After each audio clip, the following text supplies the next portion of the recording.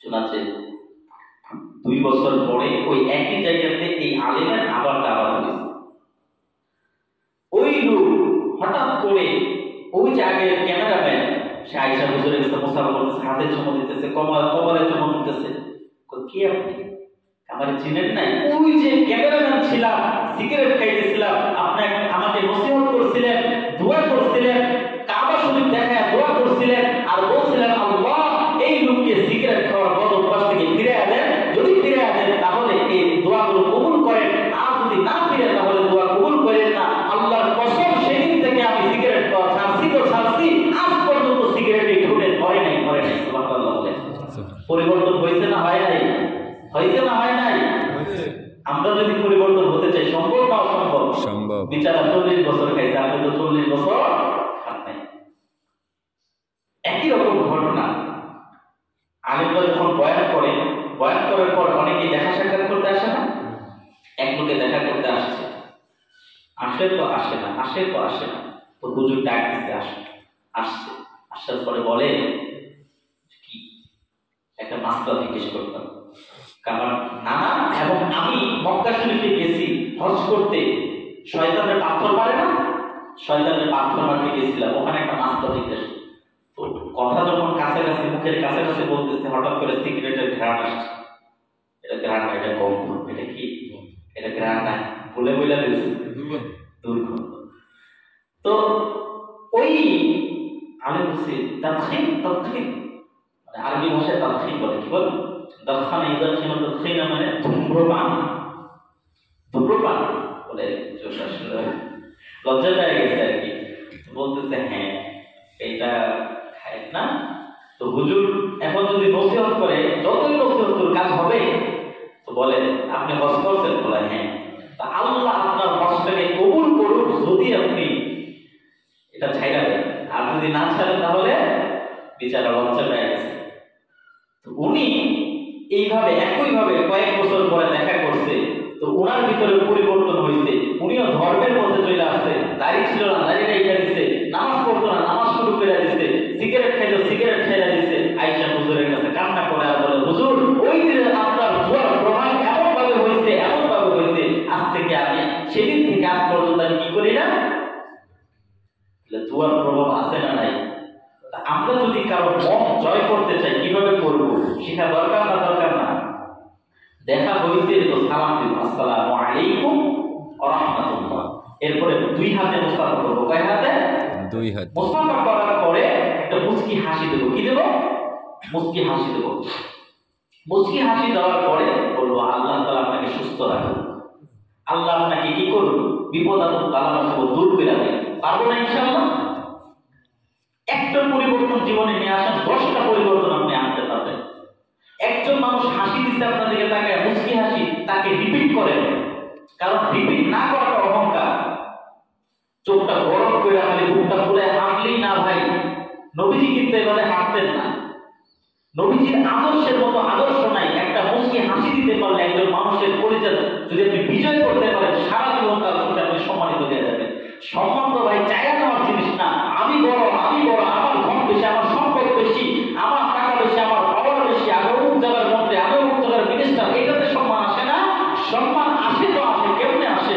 সম্মান আসে হচ্ছে ভদ্রতার মাধ্যমে, সালাম দিয়ে মুস্কি হাসি মারে, দেখবেন সারা জীবনের সম্মানের পাত্র হয়ে যাবে। সম্ভব না? সম্ভব না? আজকে থেকে করবো তো ইনশাআল্লাহ। ইনশাআল্লাহ, ইনশাআল্লাহ। দেখেন আরেকটা ঘটনা আপনাদেরকে বলি।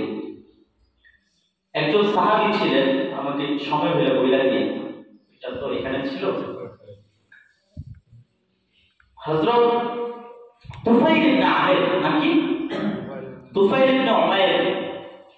উনি দাউস গোত্রের সর্দার ছিলেন। আরবের মধ্যে বিভিন্ন দল ছিল, সেই দলের বিভিন্ন লিডার ছিল, সেই লিডারের একজন লিডার উনি। মক্কাতে আসছে, তো মক্কার মধ্যে তো নবীজি দাওয়াতের কাজ করতো, মুসলমান হয়ে যাও, ঈমান আনো, আল্লাহকে মানো, রাসূলকে মানো। তো কাফেররা কি করতো জানেন? কাফেররা নতুন কোন লোক যদি মক্কাতে আসতো, তাহলে কাফেররা সেই লোকগুলোকে বিভিন্ন ভ্রমণ বুঝ দিত। জানেন কি বলে? মক্কাতে একজন পাগল আছে। কি আছে? পাগল আছে। এই পাগলে এমন উল্টাপাল্টা কথা বলে, জাদুকর মানুষকে জাদু করে উল্টাপাল্টা বোঝায়, তার বাপ দাদার ধর্ম ছাইরা নতুন ধর্মের মধ্যে নিয়ে যায়। ওই পাগলের কাছে যায় না, ওই পাগলের কথা শুনে নয়। তুফাইল উনি যখন আসছে মক্কাতে, ওনাকেও চার দোকানে নিয়া, রেস্টুরেন্টে নিয়া, ওনাদের পার্সোনাল রুমে নিয়া, রাস্তাঘাটে যেখানে পাইতেছে সেখানে যার সাথে দেখা হইতেছে বলতেছে, জানেন মক্কায় মোহাম্মদ নামে একজন পাগল আছে, এই পাগলে উল্টা পাল্টা বইলা মানুষকে কি করে, বাপদাদার ধর্ম থেকে দূরে সরায় দেয়। আপনি তার কাছে এখন কথা হইল, একজন দুইজন তিনজন চারজন কথা শুনতে শুনতে মানুষের মনের মধ্যে এক ধরনের খারাপ ভাব সৃষ্টি হয় না, হয় না? একটা পর্যায়ে তুফাইলের মনের মধ্যে খটকা লেগে গেছে। সমস্যা তো অবশ্যই আছে না ভাই? তো দেখবেন জ্ঞানী মানুষরা এগুলোতে কাম দেয় না। যদি কাম দেয়ও বেশিক্ষণ থাকে না। সত্য এবং মিথ্যা যাচাই তারা করতে পারে না। ওনাকে বারবার বলতে বলতে উনি এতটুকু নিয়ম করে ফেলছে যে না, ওনার কাছে যাব না। কিন্তু কোন ব্যক্তি মক্কায় আসবে কিন্তু মক্কা তোয়াফ করবে না, এটা হতে পারে না। তাদের নিয়মই ছিল এটা, তারা মক্কায় আসলে মক্কা তোয়াফ করবেই করবে। তো মক্কায় তোয়াফ করতে দেখে গিয়া এক রুকে দাঁড়ায় নামাজ পড়তেছে। এমন ভাবে নামাজ পড়ে, তাদের ধর্মে তো আর নামাজ নাই, বলে নামাজের পদ্ধতি দেখা মন গেছে বরফে। এইটা আবার কি? এত সুন্দর করে দাঁড়াইতেছে, এত সুন্দর সুন্দর আওয়াজ আসতেছে, এত সুন্দর সুরের ঝঙ্কার বাজতেছে, তো রুকু করতেছে, পিছে তো রুকু আর উঠে না, আবার উঠতেছে, দাঁড়াইছে তো দাঁড়াইছে, আর চলেও না, সেজদায় গেছে তো গেছে। এটা আবার কি করে? মনের মধ্যে কৌতূহল। উনি বলে, মক্কার মানুষরা যখন এই কথা বলে যে ও পাগলের কাছে যায় না, এই করো না, আমি বাধ্য হয়ে আমার কানের মধ্যে তুলা দিয়ে রাখছি, যেন ওই পাগলের কথা আমার কানে না আসে। যদি একবার কানে যায় তাহলে আমি নিজেও পাগল হয়ে যাব। কিন্তু নবীকে পাগল বিরোধিতা করতে করতে নবীরে কি বানাইছে? পাগল বানাইছে। এই জন্য দেখবেন ভালো মানুষ ভালো কাজ করতে গেলে অনেক বাধা বিপত্তি পার হয়ে গিয়েই আমাদেরকে সফলতা অর্জন করতে হয়। কেউ কারো ভালো দেখতে পারে না, কেউ কারো ভালো দেখতে পারে না। তো ওই সাহাবী শেষে বাধ্য হয়ে গেছে যে মানুষ যত কথাই বলুক, কোনটা ভালো কোনটা খারাপ আমি নিজে তো সেটা বুঝি। তো উনি যদি ভালো বলে তো মানবো, যদি ভালো না বলে তাহলে মানবো না, সমস্যা কি? যাই।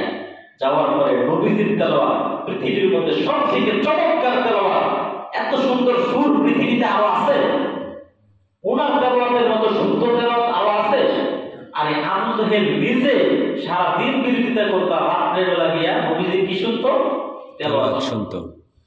তো ওই সাহাবী যখন নবীজির কাছে গেছে, সাহাবী তো এখনো মুসলমান হন নাই, সাহাবী শুনায়া দিচ্ছে নবীজি কিছু ঘটনা, শুনায়া দিচ্ছে কিছু তেলাওয়াত।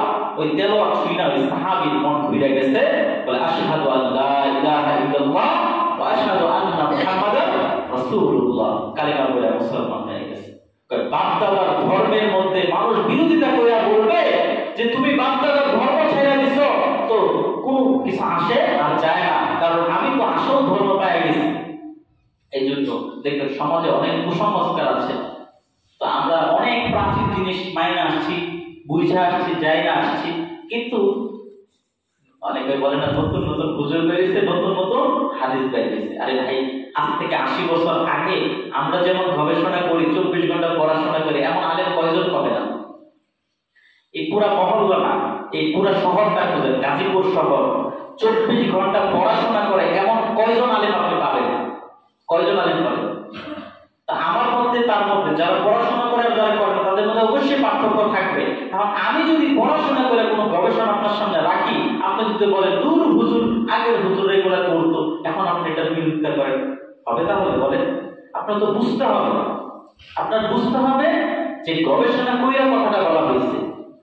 এখন আপনি যদি বাপদাদার দেখানো পথ মানতে চান তাহলে তো হবে না, ধর্ম মানতে হবে। কি মানতে হবে? ধর্ম মানতে হবে, কিন্তু বাপদাদার দেখানো ধর্ম না, ইসলাম ধর্ম মানতে হবে। এই জন্য কোরআন হাদিস মানা বড় জরুরি, নবীজির আদর্শ বড় জরুরি।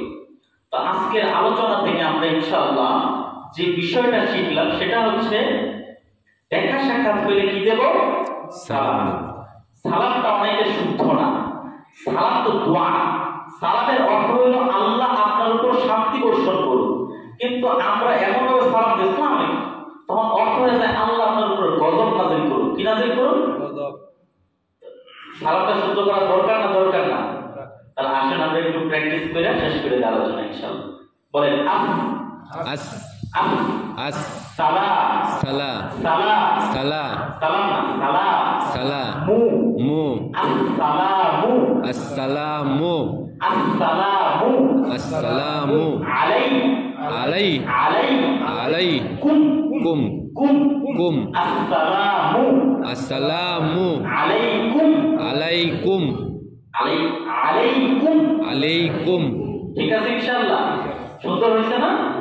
ইনশাআল্লাহ আমরা প্রত্যেক সপ্তাহে একটা একটা করে শিখবো, তো আল্লাহ আমাদের পরিবর্তন নিয়ে আসবে না আসবে না? আসবে ইনশাআল্লাহ। আল্লাহ আমাদেরকে মানার তৌফিক দান করুন। আজকে মুসল্লির সংখ্যার উপর রাগ করতে যে হুজুরের উপরে, হ্যাঁ হুজুরের উপরে রাগ করছেন আপনারা? যে মুসল্লিরা নামাজ পড়তেছে কত ভালো লাগে না? এখানে তো আমার কোনো লাভ নাই, লাভ তো আপনার। হ্যাঁ নামাজ পড়তে আসবেন বেশি বেশি। হুজুরের উপর রাগ করলে হুজুর এসে বলবেন হুজুর আপনার উপর রাগ করছি, তো ইনশাআল্লাহ আমি আপনার রাগটা ভাঙাই দেব ইনশাআল্লাহ। আমি তো জানি না কে রাগ করছে কি করে নাই। এই গত সপ্তাহে আমাদের তাবলীগ আসছে, ভাইয়ে গেছে দাওয়াতের কাজ করতে, এক মুসল্লি নাকি আমার উপর রাগ করছে। কেন রাগ করলেন? বলে হুজুর নাকি দোয়া করে না। এখন আমি দোয়া করি, প্রত্যেক নামাজের পড়ি, এটা যদিও ঠিক না কিন্তু আমি করতেছি দোয়া, তবুও আপনি আসেন। হ্যাঁ তবুও আপনারা আসেন। এই যে বলে হুজুরে কিয়াম করেন, আজকে আমি কি করছি